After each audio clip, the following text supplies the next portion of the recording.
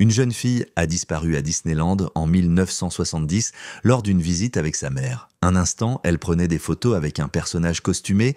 L'instant d'après, elle s'était évanouie dans la foule et n'a jamais été revue. Malgré des années de recherche désespérées, toutes les pistes se sont refroidies. Et l'affaire est devenue une énigme non résolue parmi tant d'autres. Mais 20 ans plus tard, après de graves inondations qui ont frappé le sud de la Californie, un agriculteur inspectant son terrain près du parc d'attractions découvre quelque chose de choquant partiellement enterré dans un canal d'égout asséché. Des preuves qui révéleraient enfin la vérité troublante sur ce qui était réellement arrivé à la fillette disparue. Le soleil matinal pénétrait à peine à travers les fins rideaux du modeste appartement de Marilyn Alberg à Buena Park, en Californie. Les murs, autrefois blancs, avaient jauni avec l'âge et le sol, en linoléum, montrait des traces d'usure dues au passage des années. Un bruit sourd provenant de l'appartement voisin la réveilla en sursaut. Puis vint le grincement de meubles qu'on déplaçait, suivi de voix étouffées et du fracas occasionnel d'un objet qu'on laissait tomber. De nouveaux voisins. Encore. Marilyn soupira profondément, se redressant sur le lit étroit qui grinçait à chacun de ses mouvements. Le poids dans sa poitrine, qui avait été son compagnon constant pendant 20 ans, se faisait plus lourd ce matin. Ce n'était pas le bruit qui la dérangeait vraiment, c'était ce que ces sons représentaient. La vie qui continuait, des gens qui prenaient un nouveau départ, tandis qu'elle restait figée dans le temps, prisonnière de cette horrible journée de 1970 où Charlotte, 8 ans, avait disparu dans ce qui devait être le lieu le plus heureux sur Terre, Disneyland. En écoutant l'agitation d'à côté, les souvenirs affluèrent. Elle possédait autrefois une vraie maison avec un jardin, 2 chambres et un garage. C'était dans un quartier pas très loin d'ici. Mais la maison n'existait plus. La pression financière était devenue trop forte. Manquait le travail pour les recherches, engager des détectives privés, imprimer des tracts, tout s'était accumulé. Plus que l'argent, cependant, la maison était devenue un musée de douleur. Déménager dans cet appartement était censé l'aider à guérir, à enfin lâcher prise. Mais le visage de Charlotte apparaissait encore dans ses rêves chaque nuit, et pendant ses heures d'éveil, elle voyait sa fille dans chaque petite fille blonde qu'elle croisait dans la rue. 20 ans, et la blessure était aussi fraîche que si tout s'était passé hier. Elle se traîna vers la salle de bain, pensant se rafraîchir et peut-être se présenter aux nouveaux voisins. Mais avant qu'elle ne puisse faire un pas de plus, le téléphone sur sa table de nuit sonna. Elle jeta un coup d'œil à l'écran d'identification de l'appelant. Détective Nolan Bareja. Cela faisait des mois qu'elle n'avait pas eu de ses nouvelles. Elle prit le combiné d'une main tremblante. « Allô ? Marilyn, c'est Nolan Bareja. » Sa voix était prudente, mesurée. « Je dois vous demander de vous asseoir. » Elle s'assit au bord du lit. « Qu'y a-t-il ? Nous avons trouvé quelque chose en rapport avec l'affaire de Charlotte. » La pièce sembla basculer. Après toutes ces années de fausses pistes et d'impasses, elle avait appris à se protéger par le pessimisme. « Je n'ai pas besoin de ça, Nolan. Chaque fois que vous trouvez un petit indice, cela ne mène jamais nulle part. Je ne peux plus continuer à me faire ça. » « C'est différent, Marilyn, c'est substantiel. Nous avons besoin que vous veniez sur les lieux pour identifier certains objets. » Malgré elle, elle sentit une lueur de quelque chose qu'elle n'avait pas ressenti depuis des années. « Qu'avez-vous trouvé ?» Un agriculteur qui possède un terrain près de Disneyland a découvert une vieille mallette de rangement, une valise. À l'intérieur, il y avait un costume de personnage et ce qui semble être une robe d'enfant. Marilyn, on dirait la robe que Charlotte portait ce jour-là au parc. Le téléphone faillit lui glisser des mains. Elle le serra plus fort, les jointures blanches. « Une robe ? Vous êtes sûr ? C'est pourquoi nous avons besoin de vous. Vous seul pouvez confirmer si c'est la sienne. Nous envoyons un officier vous chercher. Pouvez-vous être prête dans 15 minutes ? » « Oui. » Le mot sortit à peine comme un murmure. « Oui, je serai prête. » Après avoir raccroché, Marilyn agit avec une soudaine détermination. Elle s'habilla rapidement d'un pantalon et d'un chemisier, sans se soucier qu'il soit défroissé. En rassemblant son sac à main, ses yeux tombèrent sur le vieil appareil photo Polaroid posé sur sa commode. Elle l'avait gardé toutes ces années, incapable de s'en séparer même si elle l'utilisait rarement. C'était le même appareil qu'elle avait utilisé ce jour-là à Disneyland. D'instinct, elle le prit, vérifiant le compartiment des piles. Morte, bien sûr. Elle fouilla dans son tiroir à bric-à-brac jusqu'à ce qu'elle trouve des piles neuves, les remplaçant d'une main qui ne tremblait que légèrement. L'appareil pourrait être utile, pensa-t-elle. Au moins, il l'aiderait à documenter ce qu'ils avaient trouvé. Fidèle à sa parole, un officier arriva exactement 15 minutes plus tard. Il l'aida à monter dans la voiture de patrouille. « Le site se trouve à Stanton », lui dit-il, alors qu'il s'éloignait du complexe d'appartements, près d'un canal d'égout asséché qui longe la frontière extérieure de Disneyland. Stanton, pas loin du tout. Charlotte aurait pu être si proche toutes ces années. Le trajet ne prit que 10 minutes, mais cela sembla des heures. Quand ils arrivèrent, Marilyn vit que les lieux étaient déjà en pleine activité. Des officiers avaient délimité une zone près du canal en béton et elle pouvait voir des personnes en uniforme prendre des photos et des mesures. Du ruban jaune flottait dans la brise matinale, le détective Bareja vint à sa rencontre alors qu'elle sortait de la voiture. Il paraissait plus vieux qu'elle ne se souvenait, ses cheveux maintenant plus gris que bruns, de profondes rides autour des yeux. 20 ans les avaient tous deux vieillis. « Marilyn, merci d'être venue.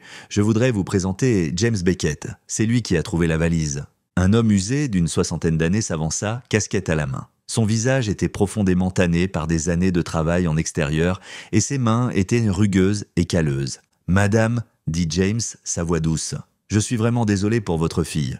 Quand j'ai vu ce qu'il y avait dans cette valise, j'ai immédiatement appelé la police. Racontez-lui ce que vous m'avez dit, l'encouragea le détective Bareja. James s'éclaircit la gorge. Je suis venu ce matin vérifier mon terrain. Nous avons eu cette grande inondation la semaine dernière et je voulais voir quels dégâts avaient été causés. Le canal d'égout qui traverse ma propriété, il est sec depuis des années, mais l'inondation a emporté beaucoup des sédiments accumulés. C'est alors que je l'ai vu, une valise rouge, partiellement enterrée dans la boue. Continuez, encouragea le détective. J'ai d'abord pensé que c'était peut-être juste des déchets, mais quelque chose semblait bizarre. C'était vieux, vraiment vieux. Quand je l'ai ouverte, il s'arrêta, déglutissant difficilement. Il y avait ce costume à l'intérieur, un costume de lapin, comme ceux qu'ils portent au parc d'attractions. Et en dessous, une petite robe de fille, bleue avec des fleurs dessus. Tout était décoloré et couvert de saleté, l'eau s'était infiltrée au fil des années. Quand j'ai vu cette robe, j'ai su que quelque chose de grave s'était produit. C'est alors que j'ai appelé vos collègues. Le détective Bareja toucha doucement le coude de Marilyn. « Êtes-vous prête à regarder ?» Elle acquiesça, ne faisant pas confiance à sa voix. Ils la conduisirent à l'endroit où plusieurs techniciens médico-légaux avaient disposé les objets sur une bâche bleue. La valise rouge était posée d'un côté, son cuir craquelé et décoloré. Mais c'était le contenu étalé à côté qui fit fléchir les genoux de Marilyn. « Puis-je les toucher ?» demanda-t-elle, sa voix à peine audible. « Nous avons recueilli toutes les preuves dont nous avons besoin, dit l'un des techniciens, lui tendant des gants en latex. Soyez juste prudente. » D'une main tremblante, Marilyn enfila les gants et s'agenouilla près de la bâche. La robe était presque méconnaissable, ce qui avait été bleu poudré était maintenant un gris trouble, les marguerites brodées à peine visibles. Mais en la soulevant doucement, vérifiant les coutures et la doublure intérieure, elle sut « C'est la sienne » murmura-t-elle, des larmes coulant sur son visage. « C'est la robe de Charlotte, je l'ai faite moi-même. Regardez ici !» Elle montra une minuscule imperfection dans l'ourlet. « J'ai dû refaire cette section parce que j'avais mal mesuré. » Elle reposa soigneusement la robe et se tourna vers le costume. La tête de lapin était grotesque dans sa décomposition. La fourrure, autrefois blanche, avait jauni et s'était emmêlée. Le rembourrage à l'intérieur s'était affaissé, donnant au visage un aspect d'enfoncé. Les yeux en maille étaient d'eau cassée, créant l'illusion de paupières non fermées. Le détective Bareja lui tendit une photographie, celle qu'elle leur avait donnée 20 ans auparavant. On y voyait Charlotte rayonnante à côté d'un personnage de lapin blanc devant le château de la Belle au bois dormant, leurs mains jointes. « Ce costume, dit Marilyn l'examinant à travers ses larmes, il semble différent de celui sur la photo. Le tissu s'est détérioré, expliqua le détective. 20 ans d'exposition à l'humidité et à la saleté. Le rembourrage a rétréci, les matériaux se sont dégradés. Elle pouvait voir les vestiges de ce qu'il avait été, un ruban rose autour du cou, maintenant décoloré et taché. Les restes d'une chemise décorée de cœurs, un pantalon en velours qui s'était presque désintégré. Un technicien médico-légal s'approche. Nous n'avons trouvé aucune empreinte digitale à l'extérieur et à l'intérieur, l'eau les a effacées. Marilyn sortit son appareil Polaroid. Les officiers semblèrent surpris, mais elle expliqua « Pour mes propres archives, même si nous ne la retrouvons pas, je veux me souvenir que nous avons trouvé ces objets. » Elle prit plusieurs photos, le flash de l'appareil illuminant les tristes artefacts. Chaque image émergea lentement de l'appareil et elle les glissa soigneusement dans son sac à main. Un autre officier arriva en courant. « Détective, nous avons été en contact avec Disneyland. Hélène Ng, la directrice des relations avec les visiteurs, nous rencontrera à leur siège social. Elle ne viendra pas sur les lieux, inquiète de l'attention médiatique. » Comme sur un signal, Marilyn entendit le bruit de véhicules qui approchaient. Des camionnettes de presse se garaient au-delà du ruban de police, les journalistes installant déjà leurs caméras. « Faisons une brève déclaration et sortons d'ici », dit le détective Bareja. Le détective parla d'abord, confirmant que sur la base de nouvelles preuves, l'affaire Charlotte Hallberg n'était plus classée comme simple disparition, mais potentiellement comme un enlèvement criminel d'enfants. L'affaire était officiellement rouverte. Quand les journalistes se tournèrent envers Marilyn, elle ne parvint à dire que quelques mots. « Je pensais avoir perdu tout espoir, mais il y a une lueur d'espoir à nouveau. Je prie pour être réunie avec ma fille. » Ils la firent monter rapidement dans une voiture de police avant que les questions ne deviennent trop envahissantes. Le détective Bareja et son partenaire, le détective Mills, l'accompagnèrent jusqu'au bureau de Disneyland.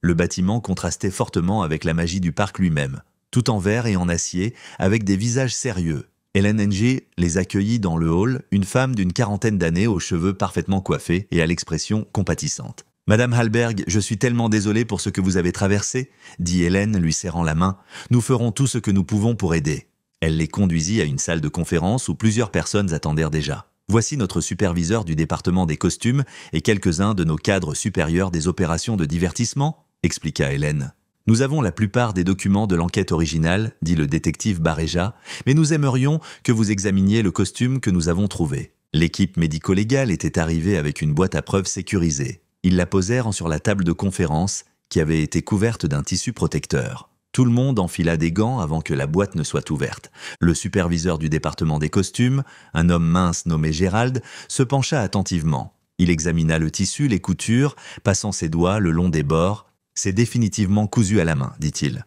Nos costumes utilisent des coutures standardisées à la machine. » Quelqu'un apporta des échantillons de costumes officiels du parc pour comparaison. Les différences étaient évidentes, même pour l'œil non exercé de Marilyn.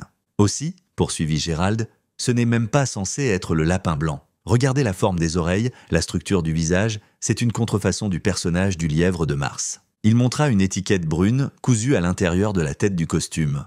Ceci le confirme, pas fourni par le parc. C'est un costume non autorisé.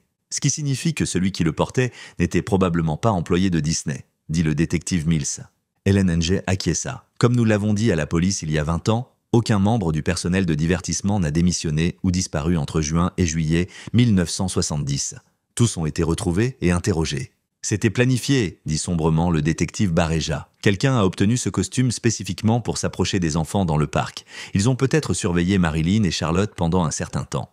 Marilyn se sentit mal. L'idée que quelqu'un les ait traqués et planifié cela. Le détective Bareja examina l'étiquette cousue de plus près. Le texte est trop altéré pour distinguer une marque ou un fabricant. Nous devrons rechercher les fabricants de costumes de cette époque. Après avoir tout documenté, la police se prépara à partir. Le détective Bareja se tourna vers Marilyn. « Nous allons vous ramener chez vous maintenant. Vous avez besoin de repos. Nous appellerons dès que nous aurons des nouvelles. » Ils remercièrent Helen Ng et son personnel pour leur coopération.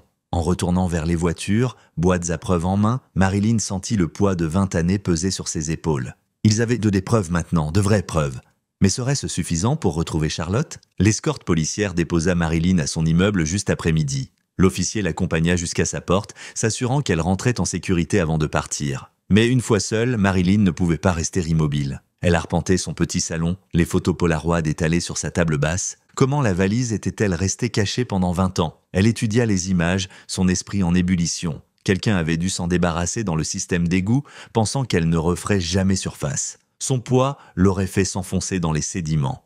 Mais elle se souvenait d'avoir vu des reportages l'année dernière sur le projet de modernisation du système d'égout du comté. Et puis les récentes inondations, les pluies les plus abondantes depuis des décennies. Cela avait dû emporter des années de débris accumulés, exposant finalement ce que quelqu'un avait essayé si fort de cacher. Elle ne pouvait pas simplement attendre que la police appelle. 20 ans d'attente lui avaient appris que parfois, il fallait chercher les réponses soi-même. Marilyn sortit l'épais annuaire des pages jaunes de sous une pile de magazines sur sa table basse. Le livre était usé, des pages cornées par des années d'utilisation. Elle tourna jusqu'à la section commerciale, faisant glisser son doigt le long des listes. Boutique de costumes, fourniture de fêtes, boutique de magie, fournisseurs théâtraux. Plusieurs entreprises étaient répertoriées dans le comté. Elle prit des notes, sur un bloc, les organisant par distance. La plus proche attira son attention. Création de costumes Craster à Santa Ana. L'adresse semblait familière. Elle était passée devant cette zone d'innombrables fois, à seulement 15 minutes. Sans hésiter, elle prit ses clés et se dirigea vers sa voiture. La vieille Honda Civic démarra au deuxième essai et elle navigua à travers les rues familières de Santa Ana. La boutique se trouvait dans un centre commercial délabré, coincé entre un ancien magasin de location de vidéos et un bureau d'encaissement de chèques. Une pancarte décolorée fermée était accrochée à la vitrine. Mais Marilyn pouvait voir du mouvement à l'intérieur. La lueur bleue d'une télévision scintillait à travers la vitre poussiéreuse. Elle sonna, entendant l'écho à l'intérieur. Après un moment, des pas traînants approchèrent, la porte s'ouvrit légèrement et un vieil homme regarda à l'extérieur. « Nous sommes fermés », dit-il, commençant à refermer la porte. « Fermés depuis des années. » Mais il s'arrêta, la regardant de plus près. Ses yeux s'élargirent en la reconnaissant. « Attendez une minute, vous êtes cette dame des infos, la mère. » Sa voix s'adoucit. « Qu'est-ce qui vous amène ici? Comment puis-je vous aider ?» Je suis Marilyn Alberg, dit-elle. Je suis désolée de vous déranger, mais j'ai vu votre boutique dans l'annuaire et j'ai pensé que peut-être... Entrez, entrez, dit l'homme, ouvrant la porte plus largement. Je suis Elias Craster, s'il vous plaît, entrez. Il verrouilla la porte derrière eux et la conduisit à travers la boutique faiblement éclairée. Des particules de poussière dansaient dans les rayons de soleil qui parvenaient à pénétrer les vitres sales. Des mannequins dans divers états d'habillement se tenaient comme des sentinelles silencieuses, drapés de costumes d'époque révolue. « Asseyez-vous, je vous en prie !» Elias désigna un vieux canapé en cuir qui avait connu des jours meilleurs. « Cet endroit est fermé depuis 5 ans maintenant. Je deviens trop vieux et mon fils... » Il haussa les épaules. « Il n'a jamais voulu reprendre l'affaire, mais je ne pouvais pas me résoudre à tout jeter. Alors je vis ici maintenant, parmi toutes ces vieilles choses. » Marilyn regarda autour d'elle, observant les machines à coudre anciennes, les rouleaux de tissu couverts de plastique et les portants de costumes, allant des robes Charleston des années 2020 à les tenues disco en polyester. « J'ai vu le reportage ce matin, poursuivit Elias, à propos de votre fille, du costume qu'ils ont trouvé. Terribles histoires. » Marilyn sortit ses photos Polaroid. « C'est pourquoi je suis ici. Je cherche des informations sur ce costume. J'ai pensé que quelqu'un dans votre domaine pourrait le reconnaître. » Elle lui montra les photos, y compris le gros plan de l'étiquette brune à l'intérieur de la tête du costume. Elias les étudia attentivement, ajustant ses épaisses lunettes. « Cette étiquette, dit-il lentement, ce n'est pas la mienne. J'ai toujours utilisé des étiquettes blanches avec des lettres rouges et je n'ai jamais rien fait de tel. » Il regarda de plus près. « Mais ce costume a été modifié. Voyez ces motifs de couture? Je connais ce travail. » Il pointa des zones spécifiques sur la photo. La couture entre les oreilles et la tête, ici. La façon dont la bouche a été cousue. Ce bouton de nez, il a été remplacé par un différent de celui sur votre photo. Pensez-vous que quelqu'un essayait de déguiser le costume original? Demanda Marilyn. Elias secoua pensivement la tête. Peut-être, mais pour moi, on dirait plutôt qu'ils essayèrent de changer l'expression du personnage. Regardez ces plis et ces replis au-dessus du sourcil, la ligne de la joue, le menton. Dans la photo originale des informations, le lapin avait l'air heureux, amical. Mais ces modifications, il s'interrompit. « Quoi ?» insista Marilyn. « Celui qui a fait ça voulait le rendre triste, ou peut-être même effrayant. Peut-être pour faire peur à quelqu'un, mais c'est juste mon opinion. » Marilyn sentit un frisson. Le kidnappeur avait-il modifié le costume pour effrayer Charlotte, pour la punir d'une manière ou d'une autre? Son esprit commença à spiraler vers de sombres possibilités, et elle se força à se concentrer. Elias étudiait toujours intensément les photos. Soudain, il se redressa. « Attendez ici. Je crois me souvenir de quelque chose. » Il disparut dans une pièce à l'arrière. Après un moment, elle entendit Elias revenir. Il portait plusieurs objets qu'il posa soigneusement sur la table basse, un nez en bouton similaire à celui de la photo, des montures de lunettes rondes et un morceau de papier jauni. « Qu'est-ce que c'est ?» demanda Marilyn. « Je viens de me souvenir, » dit Elias, l'excitation dans sa voix. « Il y a des années, quelqu'un est venu avec ce croquis.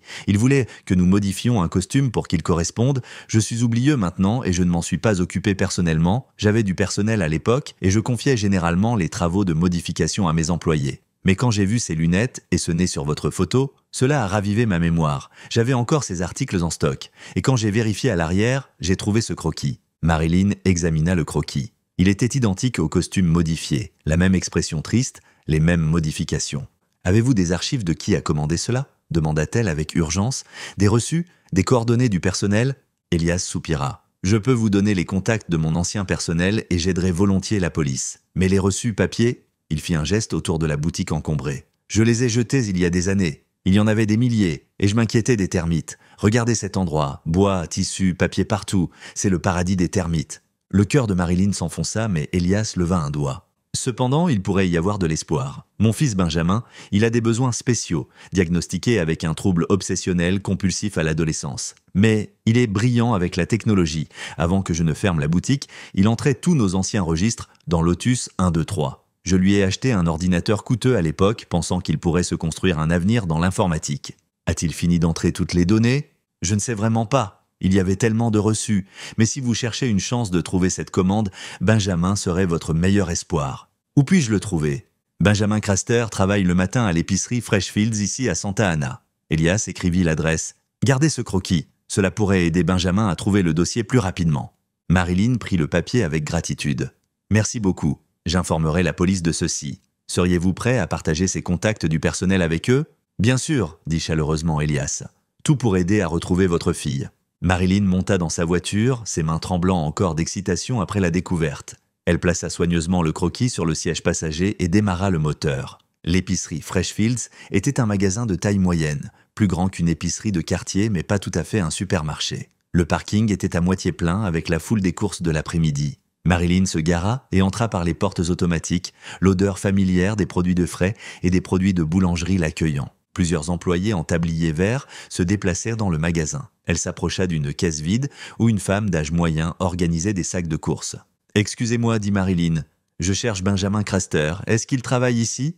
La caissière sourit. « Oh, Ben, oui, il fait de la mise en rayon aujourd'hui. Il devrait être quelque part dans les allées ou peut-être dans la réserve à l'arrière. »« Merci. » Marilyn traversa le magasin scrutant chaque allée. Elle le trouva dans la section des conserves, arrangeant méthodiquement des boîtes de soupe avec un espacement précis. C'était un homme mince dans la trentaine, portant le tablier vert du magasin sur une chemise soigneusement repassée. Son badge indiquait « Benjamin K. »« Benjamin Craster ?»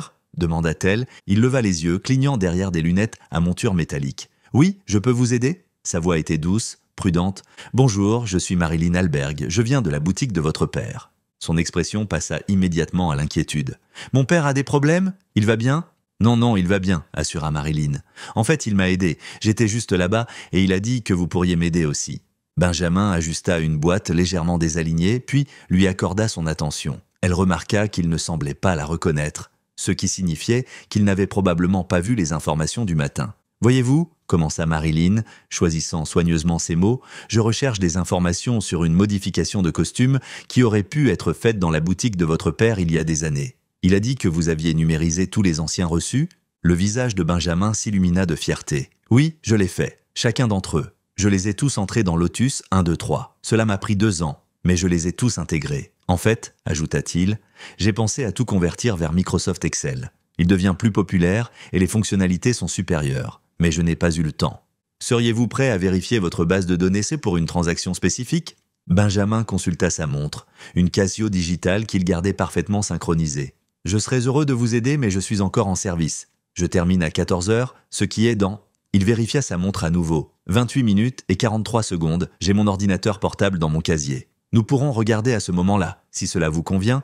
Ce serait merveilleux, dit Marilyn. Merci beaucoup. Benjamin hocha la tête et retourna à ses boîtes de soupe, ajustant celles qui avaient bougé pendant leur conversation. Je vous retrouverai à l'entrée du magasin à exactement 14 heures. Marilyn avait 30 minutes à tuer. Elle décida d'utiliser ce temps de façon productive, poussant un chariot dans les allées et ramassant des produits essentiels qu'elle avait repoussés. Pain, lait, œufs, quelques soupes en conserve. Son esprit n'était pas vraiment concentré sur les courses, cependant, elle vérifiait sans cesse sa montre pensant à ce que Benjamin pourrait trouver dans sa base de données. Après avoir payé ses courses, elle les chargea dans sa voiture et s'assit sur le siège conducteur, vitres entr'ouvertes pour l'air. Le croquis d'Elias était posé sur le tableau de bord et elle l'étudia une fois de plus, mémorisant chaque détail du visage de lapin modifié. L'idée que quelqu'un ait demandé ce changement et l'ait utilisé pour effrayer sa petite fille suscitait une profonde colère en elle.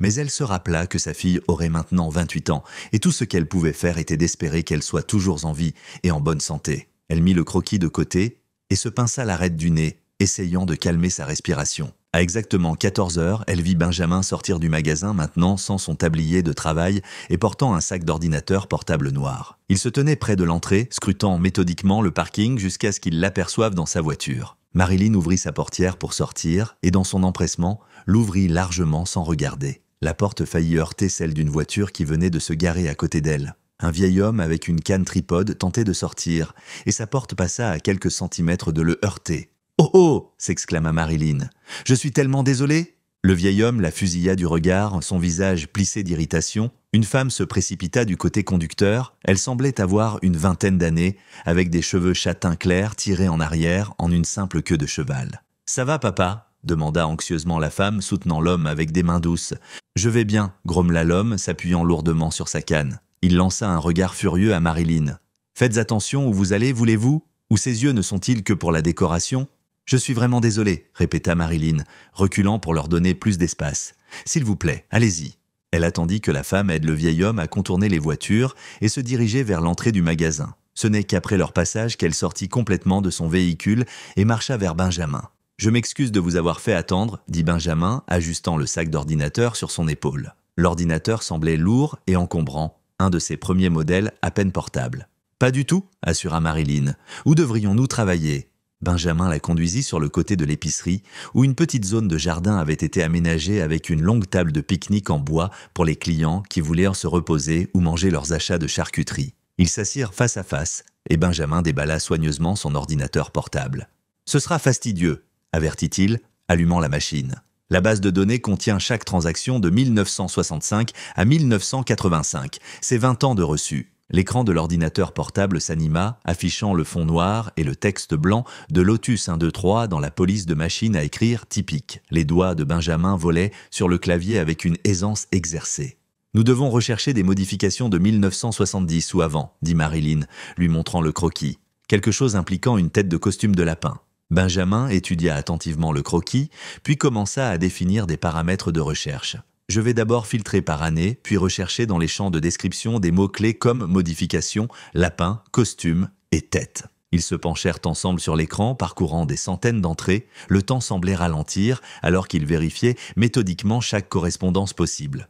Benjamin surlignait des entrées, développait les champs de détail, vérifiait les descriptions, puis passait à la suivante. 45 minutes passèrent, puis 1 heure. Les yeux de Marilyn commençaient à brûler à force de fixer l'écran quand Benjamin se redressa soudainement. « Ici », dit-il, sa voix tendue d'excitation, « regardez ça !» L'entrée était datée du 15 mai 1970. Dans le champ de description, on lisait « Modification de costume, remplacement de bouton de nez, ajout de lunettes, travail de couture faciale, tête de lapin, mesure 24 pouces de circonférence, 18 pouces de hauteur. »« C'est ça ?» souffla Marilyn. « Qui l'a commandé ?»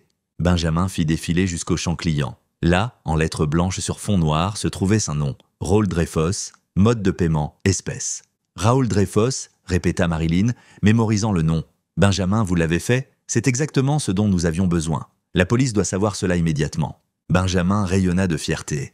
Je suis content que mon trouble puisse aider quelqu'un pour une fois. Les gens trouvent généralement mon archivage obsessionnel agaçant. Marilyn tendait la main vers son téléphone quand un bruit sourd résonna depuis le parking. Puis un autre, le son du métal contre métal. « Qu'est-ce que c'est ?» demanda Benjamin, levant les yeux de son ordinateur portable. « Je n'aime vraiment pas ce bruit. » Marilyn se leva et marcha rapidement vers l'avant du magasin. Les bruits venèrent de l'endroit où elle s'était garée. En tournant le coin, elle s'arrêta choquée. Le vieil homme à la canne tripode frappait à plusieurs reprises sa portière de voiture contre la sienne, l'ouvrant et la fermant avec une force délibérée. Entre les coups, il frappait son pneu avec sa canne tripode. « Papa, arrête !» suppliait la femme, essayant de l'éloigner. « S'il te plaît, monte dans la voiture !»« Hé !» cria Marilyn, courant vers eux. « Que faites-vous ? Arrêtez ça !» La femme réussit à pousser son père dans le siège passager et à fermer la porte. Elle se tourna vers Marilyn, son visage rougi d'embarras et d'autre chose, de la peur. « Je suis vraiment désolée, » dit la femme, ses mains tremblant alors qu'elle ouvrait son portefeuille. « Il n'est pas bien. S'il vous plaît, laissez-moi payer pour les dégâts. » La femme tâtonna avec ses billets, prenant un temps inhabituellement long pour en sélectionner un. Finalement, elle sortit un billet de 20 $ et le tendit à Marilyn. « Non, ce n'est pas nécessaire, » dit Marilyn, remarquant comment la femme avait hésité, comme si 20 $ étaient de plus qu'elle ne pouvait se permettre. « Vraiment, c'est bon. » Mais la femme saisit la main de Marilyn et y pressa le billet. « S'il vous plaît, » dit-elle, et Marilyn pouvait voir des larmes dans ses yeux. Sans un mot de plus, la femme se précipita vers le siège conducteur. Alors que la voiture reculait, Marilyn aperçut la femme s'essuyant les yeux du dos de la main. Quelque chose dans ce geste, dans sa façon de bouger. La caissière de tout à l'heure était sortie, attirée par l'agitation. « Ça va, madame ?» demanda-t-elle à Marilyn. « Je suis vraiment désolée pour votre voiture. Monsieur Dreyfos ne semble généralement pas aussi contrarié. Il a toujours été calme, garde ses distances. C'est l'un de nos clients réguliers. » Marilyn sentit le monde basculer. « Comment avez-vous dit qu'il s'appelait ?»« Monsieur Dreyfos ?» répéta la caissière. « Raoul Dreyfos. C'est en fait un homme bien, il doit juste passer une mauvaise journée. » Marilyn ne pouvait plus respirer. Elle baissa les yeux sur le billet de 20 $ dans sa main et son cœur faillit s'arrêter. Écrit au dos d'une écriture tremblante était un seul mot, « Au secours !» La femme dans la voiture, cheveux châtain clair, fin de la vingtaine, le bon âge. Cela pourrait-il être « Charlotte ?» murmura-t-elle. Elle leva les yeux, mais la voiture avait déjà disparu, fondue dans la circulation. Benjamin les avait rejoints, sac d'ordinateur en main. « Je travaille à l'arrière, » dit-il, secouant la tête. « Je n'ai jamais connu les noms des clients. » D'une main tremblante, Marilyn composa le numéro du détective Baréja. Dès qu'il répondit, ses mots se déversèrent en un flot frénétique. Il dut l'interrompre, la pressant de ralentir, puis demanda fermement ce qu'elle avait fait. Elle expliqua comment elle était allée à Santa Ana, avait visité le tailleur et s'était arrêtée à l'épicerie. Je l'ai trouvé, Raoul Dreyfos. Il était juste à l'épicerie Freshfields. Et Nolan, je pense que ma fille était avec lui. Elle a écrit « Au secours » sur un billet. Vous devez venir, maintenant ?»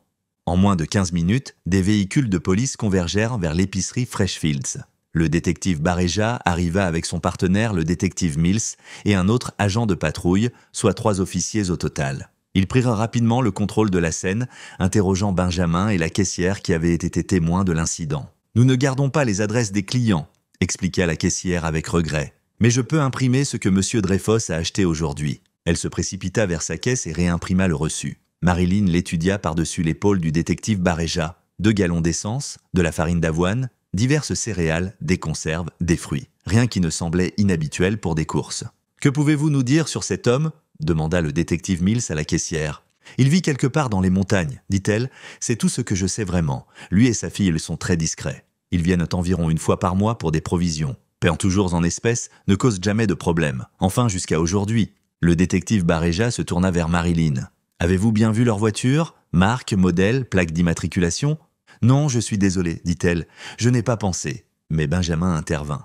C'était une Ford Crown Victoria 1984. Beige, 4 portes. Je n'ai pas vu la plaque d'immatriculation. J'étais distrait par le bruit qu'il faisait avec les portières. Le détective prit immédiatement sa radio. « Dispatch, ici le détective Bareja. J'ai besoin que vous contactiez la DMV. Nous recherchons un Raoul Dreyfus qui possède une Ford Crown Victoria 1884, beige, besoin d'une adresse enregistrée dès que possible. » Pendant qu'ils attendaient, Benjamin montra aux officiers l'entrée de la base de données qu'il avait trouvée. Le détective Mills prit des notes détaillées pendant que le détective Bareja coordonnait avec le dispatch. Après plusieurs minutes tendues, la radio grésilla. « Détective, la recherche DMV montre qu'un Raoul Dreyfus possède une Crown Victoria 1984, beige, adresse enregistrée, 4786 Mountain View Road, Modjeska Canyon. « C'est notre piste, dit le détective Bareja. Allons-y. » Marilyn se précipita vers sa voiture. Benjamin hésita à sa fenêtre. « Puis-je venir ?» demanda-t-il. « Je me sens impliqué maintenant, je veux aider. »« Montez, » dit Marilyn sans hésitation. Ils formèrent un convoi, suivant les voitures de police alors qu'ils se dirigeaient vers les contreforts. La route grimpait progressivement, laissant l'étalement suburbain derrière. Les maisons devenaient de plus en plus rares et les chaînes se rapprochèrent de la route. L'adresse les conduisit à une maison usée en retrait de la route. L'endroit semblait abandonné, fenêtres sombres, peinture écaillée, mauvaises herbes poussant assez haut pour atteindre la porte d'entrée. Aucune voiture en vue. Le détective Mills examina soigneusement la propriété avant d'avancer. Il marcha sur la pelouse envahie, appelant 1 fois, puis une 2e fois plus fort. Sans réponse, il s'approcha de la porte d'entrée, testa la poignée et regarda à travers les fenêtres poussiéreuses. Après un moment, il recula et secoua la tête. « Cela ne semble pas habité », observa le détective Mills, faisant signe à ses officiers de commencer à ratisser le périmètre. Mais Benjamin avait déjà remarqué quelque chose. « Regardez, dit-il, pointant vers l'allée en terre. Des traces de pneus fraîches. Quelqu'un était ici récemment. » Le détective Bareja s'accroupit, examinant les traces. « Bonne observation. Il a raison. Elles datent donc peut-être de 2 jours, 3 au maximum. Mais regardez cet endroit. Les mauvaises herbes, la décrépitude. Personne n'a vécu ici régulièrement depuis des années. Dreyfus a dû juste venir prendre quelque chose ou cacher quelque chose. » Il se leva et retourna à sa radio. « Dispatch, nous avons besoin de renforts au 4786 Mountain View Road. Commencez aussi les formalités pour un mandat de perquisition. Suspect pas sur les lieux, mais était ici récemment. » Ces traces continuent, nota le détective Mills les suivant des yeux. Il a continué vers la montagne. « Alors c'est là que nous allons ?» décida le détective Bareja. « Tout le monde dans vos véhicules. Suivez les traces, mais restez derrière nous. Conduisez prudemment, ces routes de montagne peuvent être dangereuses. » Ils poursuivirent leur track, suivant les traces de pneus, alors que la route s'enfonçait plus haut dans les montagnes.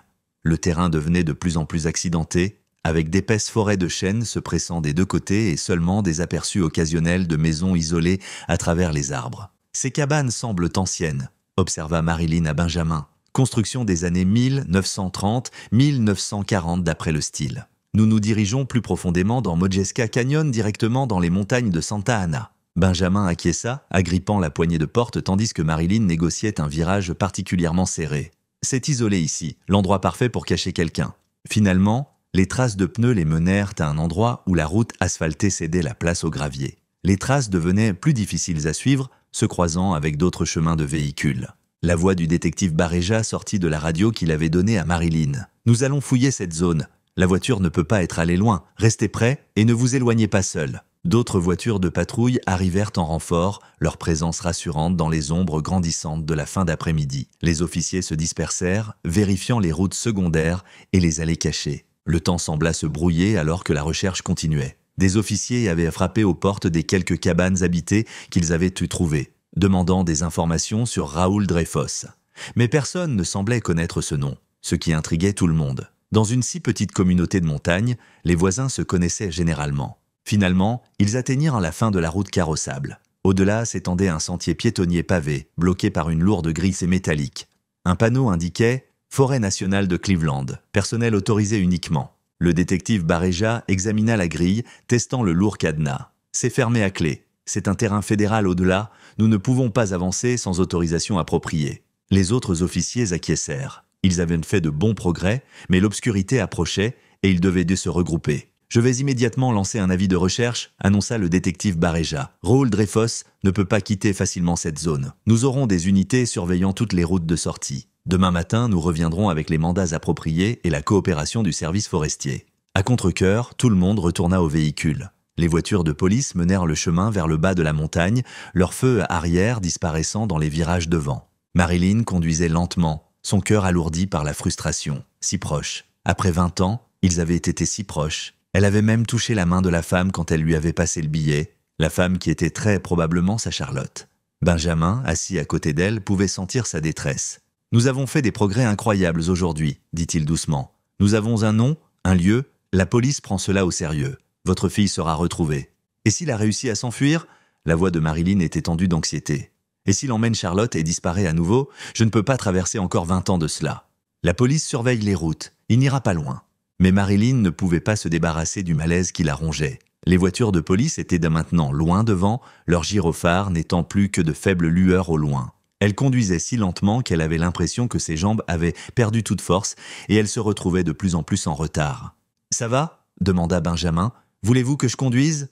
Marilyn acquiesça, s'arrêtant sur un espace large de l'accotement. Ils sortirent tous les deux pour changer de place. L'air de la montagne était frais et vif, parfumé de chêne et de sauge. Marilyn fit une pause, regardant en arrière vers la zone fermée.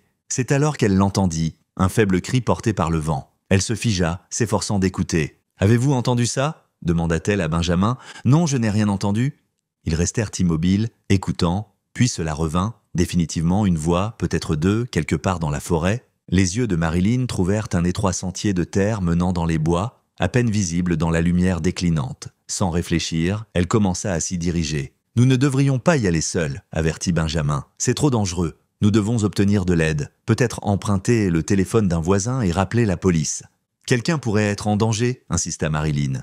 Ça pourrait être eux, Raoul et Charlotte. Je ne peux pas simplement partir. » Elle entra dans le sentier, les feuilles séchées et le gravier craquant sous ses pieds. Le son semblait anormalement fort dans la forêt silencieuse. Benjamin suivit à contre-cœur, le sentier s'enfonçait plus profondément dans les bois, à peine visible dans le crépuscule qui tombait. Ils grimpèrent régulièrement, se frayant un chemin à travers les broussailles qui s'accrochaient à leurs vêtements. Puis, comme sortis d'un cauchemar, le même modèle de voiture et une cabane se matérialisèrent à travers les arbres. Ils se trouvaient sur une petite élévation, un fantôme de bâtiment. Pas de boîte aux lettres, pas de lignes électriques. Le bardage en bois était grisé par les intempéries. La rampe du porche s'était effondrée. Et plusieurs fenêtres étaient condamnées. « Nous devons retourner », chuchota Benjamin. « Emprunter un téléphone chez un voisin, appeler la police, leur dire où c'est. » Mais alors ils entendirent un mouvement, des pas craquants sur des feuilles sèches, le bruit sec d'une branche qui se brise à proximité. Quelqu'un d'autre était dans les bois. Le cœur de Marilyn battait la chamade alors qu'elle avançait, ses instincts en guerre avec la peur. Ils venèrent de commencer à faire demi-tour quand Marilyn se figea. À travers les arbres, elle vit une femme entrer dans la cabane, ses mouvements rapides, presque furtifs. Le souffle de Marilyn se bloqua dans sa gorge. Était-ce elle ? Elle fit involontairement un pas en avant, les yeux s'efforçant de voir davantage. L'odeur la frappa d'abord, l'essence, épaisse et écœurante dans l'air. « Ça vient de la cabane », dit Benjamin avec urgence derrière elle, les yeux écarquillés. « C'est mauvais. C'est tellement hors de l'ordre, nous devons partir. Maintenant, je suis sérieux. »« Ma fille pourrait être là-dedans », dit Marilyn, sa voix se brisant. « Elle pourrait être en danger. » Elle s'élança vers la cabane avant que Benjamin ne puisse l'arrêter. L'adrénaline noyait sa peur, elle devait savoir. Derrière elle, elle entendit la voix de Benjamin, basse et urgente alors qu'il parlait avec quelqu'un. Jetant un coup d'œil par-dessus son épaule, elle les vit, des officiers. Ils avaient dû remarquer que Marilyn et Benjamin ne suivaient pas et étaient revenus vérifier. L'un d'eux était déjà sur sa radio, signalant pour des renforts. Marilyn atteignit la porte de la cabane. Elle était légèrement entr'ouverte et l'odeur d'essence était écrasante.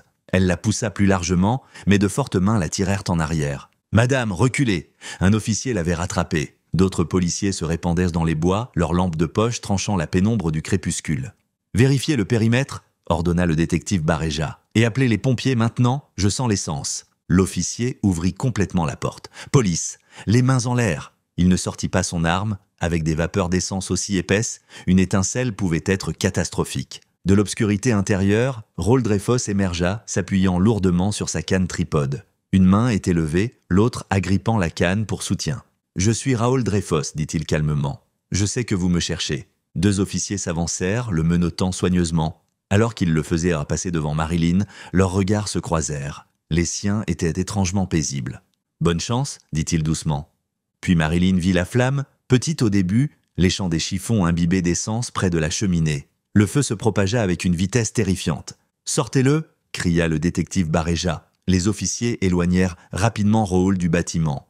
De l'intérieur vint un cri étouffé, désespéré, terrifié. « Charlotte, il y a quelqu'un là-dedans !» hurla Marilyn. Des officiers se précipitèrent dans la cabane remplie de fumée. Quelques instants plus tard, l'un d'eux ressortit, toussant. « Il y a une femme enchaînée à un lit. Nous avons besoin de coupe-boulons ?»« Je vais les chercher !» cria Benjamin. « Je cours vite !» Il sprinta vers les voitures de police avec un officier.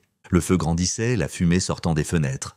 Des officiers tentèrent d'entrer à nouveau, mais furent repoussés par la chaleur. Benjamin revint, portant de lourds coupe-boulons. Sans hésitation, il plongea dans le bâtiment en flammes, malgré les cris des officiers lui disant d'attendre les pompiers. De l'extérieur, Marilyn regardait avec terreur. Elle pouvait entendre Benjamin à l'intérieur, le son du métal contre métal, alors qu'il travaillait sur les chaînes. Puis un fracas, une partie du toit s'était effondrée. Les sirènes hurlaient alors que les camions de pompiers s'arrêtaient en crissant, leur lumière clignotant dans le crépuscule qui s'épaississait. Les pompiers se précipitèrent à l'action, arrosant d'eau le brasier rugissant, travaillant rapidement pour empêcher les flammes de sauter vers les buissons et les feuilles séchées à proximité. À travers la fumée tourbillonnante et la vapeur montante, deux silhouettes apparurent en titubant. Benjamin soutenant une femme, tous deux toussant violemment, leurs vêtements roussis et leurs visages striés de suie. Les ambulanciers se précipitèrent, les guidant en sécurité. Ils administrèrent de l'oxygène, vérifièrent les brûlures,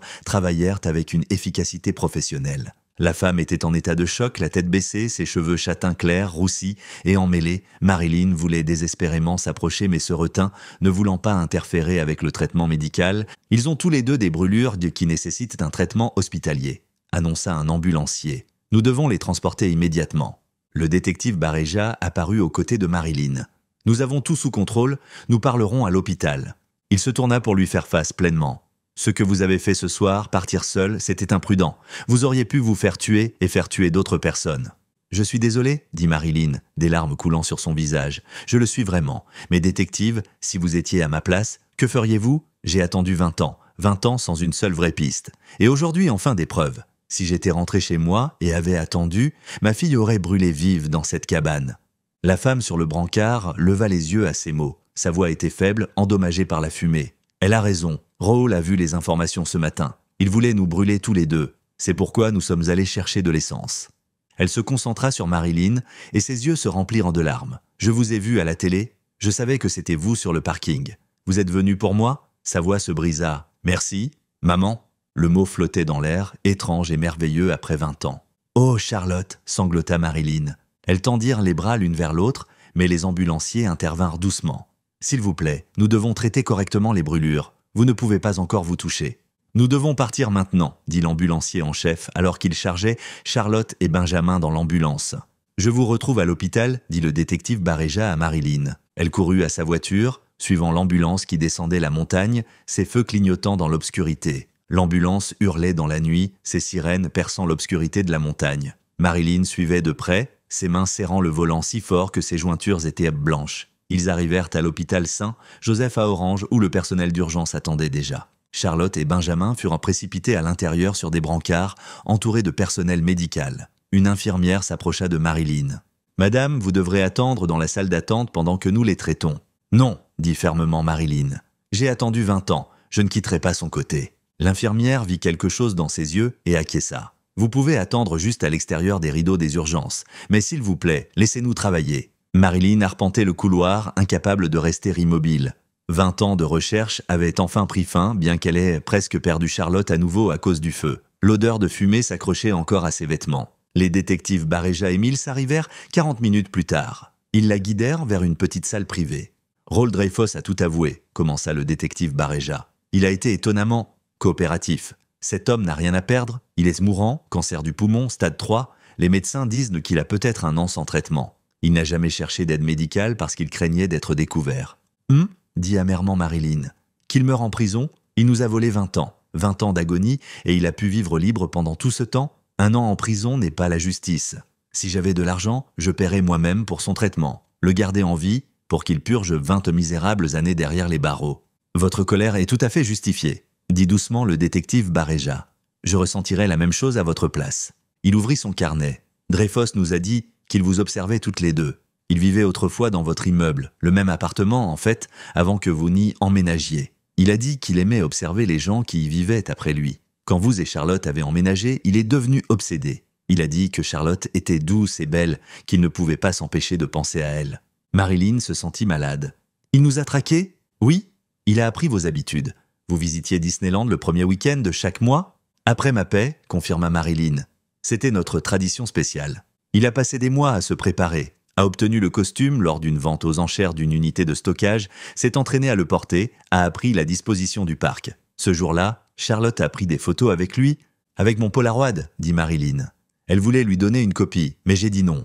Pourquoi donnerais-je notre photo à un étranger ? Cela l'a contrarié. Plus tard, quand vous achetiez du popcorn, il est réapparu. Charlotte a reconnu le costume et s'est approchée quand il a fait signe. Il lui a promis une visite spéciale, un monde secret d'Alice au Pays des Merveilles que les autres enfants ne connaissaient pas. Il l'a conduite dehors par une sortie de service pour employés. « Pourquoi personne n'a-t-il rien vu ?» demanda Marilyn, bien qu'elle connaisse la réponse. La sécurité était minimale à l'époque selon les normes actuelles, et Raoul avait probablement mémorisé le planning et les allées et venues du personnel. Il n'y avait pas de caméra de sécurité à l'époque, et les descriptions des témoins étaient vagues, juste un personnage de lapin. L'affaire a été officiellement traitée comme celle d'un enfant qui s'était égaré dans la foule. Sans preuve concrète d'actes criminels, Disneyland ne l'a pas reconnu publiquement. Finalement, la piste s'est refroidie. « Que lui est-il arrivé pendant toutes ces années ?» demanda Marilyn, redoutant la réponse. « Il l'a emmené dans cette première maison que nous avons visitée. Lui a dit que vous étiez morte dans un accident, qu'il l'adoptait informellement. L'a instruite à domicile.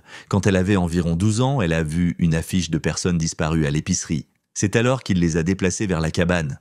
Elle a essayé de s'échapper ? 2 fois. Elle a essayé de s'enfuir. S'est perdue dans les bois les 2 fois. Il l'a retrouvée, l'a ramenée, il ne l'a jamais frappée, mais la manipulation émotionnelle était constante. Utiliser le costume pour l'effrayer pendant qu'il la droguait n'était qu'une chose, et la rendre complètement dépendante de lui. Finalement, elle a cessé de résister. A commencé à l'appeler « papa ». Quand elle est devenue adulte, il était tout ce qu'elle connaissait. Le détective Mills ajouta « Quand nous avons fouillé la cabane, nous avons trouvé des signes qu'elle s'occupait de lui. Des bols de farine d'avoine près du lit, des protections pour lit d'adulte.